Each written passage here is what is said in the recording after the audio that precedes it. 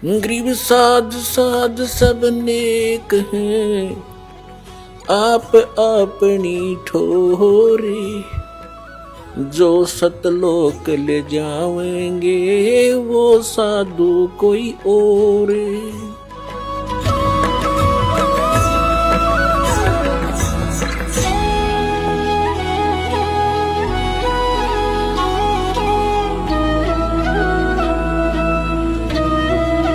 अब जो प्रसंग चल रहा है हम वहीं आते हैं कि जो साधनाएं शास्त्र विधि त्याग के मनमाना आचरण करते हैं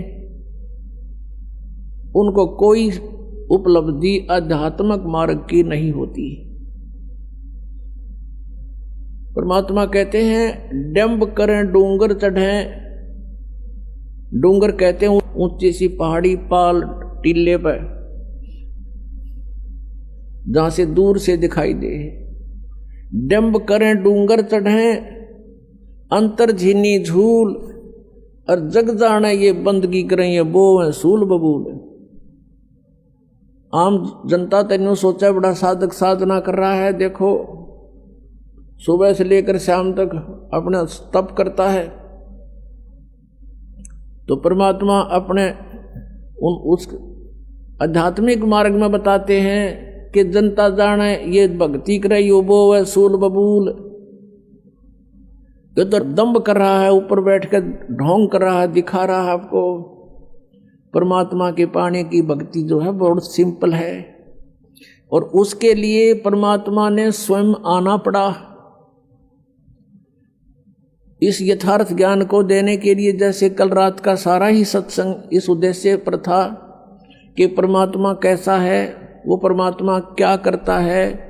तो उस परमात्मा के विषय में आपने पवित्र वेदों में, पवित्र बाइबल में, पवित्र कुरान शरीफ में ये देखा कि वो भगवान मनुष्य सदृश है, मनुष्य जैसा है, लेकिन उसके शरीर का तेज बहुत अधिक है, और वो ऊपर रहता सतलोक में तख्त पर विराजमान है, और वहाँ से गति करके सतलोक से धूलोक से उस तीसरे मुक्ति धाम से गति करके वहाँ से प्रस्थान करके चल के आता है।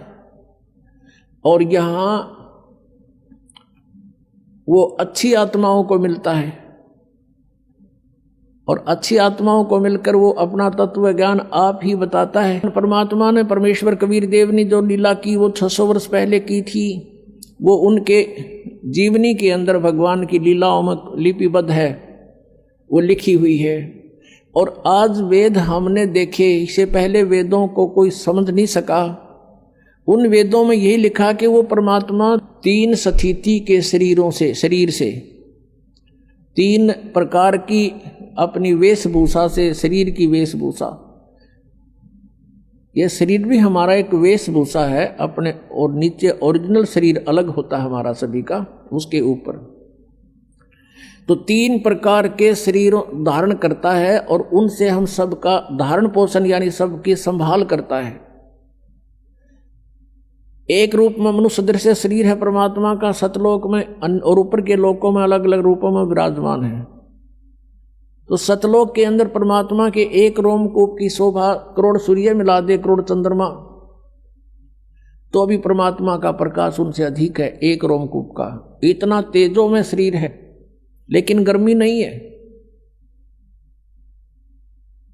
और फिर वो परमात्मा दूसरी स्थिति में जब आता है,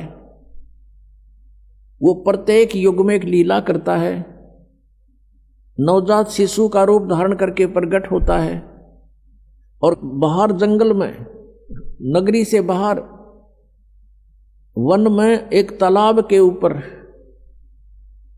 जहां किसी दरिया से कोई लहरों के माध्यम से ऐसा कोई जल भरा हो, उस सरोवर के अंदर प्रकट होता है कमल के फूल पर। और ये सब कार्य परमात्मा अपना निर्धारित उद्देश्य लेकर आता, उसे आधार से करता है। फिर उसको कोई अच्छी आत्माएं उठा कर ले जाती हैं जो पिछले संस्कारी होते हैं, ऐसा वेदों में लिखा है, आपको दिखाएंगे, धीरे धीरे सारा परिचय कराएंगे। और उसको फिर वो धीरे धीरे जब बड़ा होने लगता है, छोटी ही आयु में परमात्मा अपना जो उद्देश्य लेकर आता है वो तत्व ज्ञान को प्रचार करना शुरू कर देता है। और उस परमात्मा के ज्ञान के सामने बड़े बड़े विद्वान मंडलेश्वर सब फिट्टे मुंह हो जाते हैं, उनको जवाब नहीं आता है। तो इस प्रकार परमात्मा दूसरी प्रकार की जो शरीर से लीला करता है वो शिशु रूप धारण करके आता है, और ऐसे ही जनसाधारण की तरह कार्य करता है, अपना निर्वाह अपने हाथों से करता है, और वो पूर्ण परमात्मा भी होता है और एक भक्त के भी लक्षण उसी में पूरे होते हैं, और एक तत्वदर्शी संत भी कंप्लीट इन ऑल रेस्पेक्ट वही होता है, और एक अच्छे नागरिक का रोल भी वही करके दिखाता है। हमारे को एक एग्जाम्पल कोड करते हैं भगवान कि इस लोक में आप जी ने परमात्मा पाने के लिए ही प्रयत्न करना है। यहाँ की अन्य वस्तुओं की तुम इच्छा करते हो तो अभी आप बालक हो, खिलौने मांग रहे हो, और ये खिलौने टूट जाते हैं फिर रोते हो। तुमने क्या चीज मांगनी चाहिए यहां से?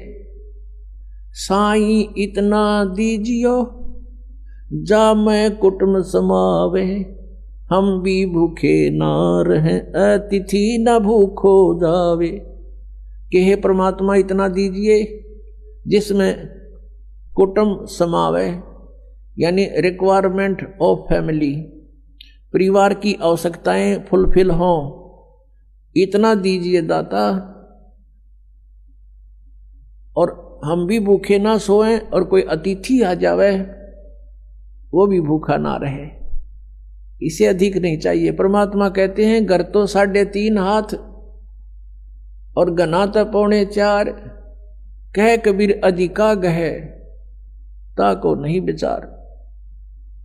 अपने 3.5 हाथ का ये शरीर होता है, प्रत्येक व्यक्ति का अपने 3.5 हाथ, यानी इस कोनी से लेकर और यहां तक का ये हाथ कहलाता है इतना, और इसको आप 3.5 नाप के किसी रस्सी से अपने नाप के देखना पूरा पाओगा। तो कहते हैं घर तक 3.5 हाथ, यानी आप उसमें आराम से लेट जाओ, पूरा पूरा हो जाए, और गणा तक 4.25, यानी और गणा कर 1 फुट फालतू कर ले,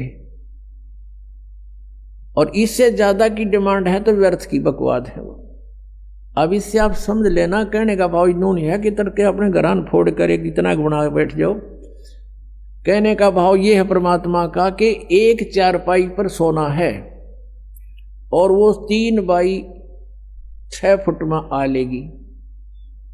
एक कमरे में आपका काम चल सके, खूब गना कर 2 बना लो, इससे अधिक कोशिश ना करना। वो परमात्मा दे तो अच्छी बात है, 2 बन जा, 3 बन जा, बस इससे ज्यादा का प्रयत्न ना करना। यानी जिसके पूर्व जन्म के संस्कार हैं वो अलग बात है, कोठी भी बन रही है बनी अच्छी बात है, लेकिन भक्ति उद्देश्य मूल रखे। और जिनके पास पूर्व जन्म की कोई ऐसी पुण्य नहीं है और वो झोंपड़ी में भी रह रहे हैं, तो परमात्मा कहते हैं भक्ति ही करनी है। उस 4 कमरे वाली कोठी में भी भक्ति करेगा तो उसका उद्धार है, नहीं तो वह कोठी साथ नहीं दे, ना वह चाल साथ। और एक झोपड़ी में प्राणी रह रहा है और वो भी भक्ति कर रहा है, तो दोनों को एक सी उपलब्धि है। और झोपड़ी वाला इससे चक्कर में रहे मैं भी कोठी बनाऊं, मैं यूं कर लूं, तो ये व्यर्थ प्रयत्न है। इनसे अपना मन हटाना। अब प्रसंग चल रहा है कि परमात्मा, जैसे कल सत्संग के अंदर आपने सुना था कि वो परमात्मा सतलोक से चलकर आता है, वो 3 सतिथि में उसका शरीर है। तो दूसरी सतिथि में वो हमारी कैसे देखभाल करते हैं, कैसे धारण पोषण करते हैं। वो एक बालक रूप में प्रकट होते हैं, धीरे धीरे बड़े होते हैं, फिर एक अच्छे नागरिक की तरह एक जीवन जी कर दिखाते हैं।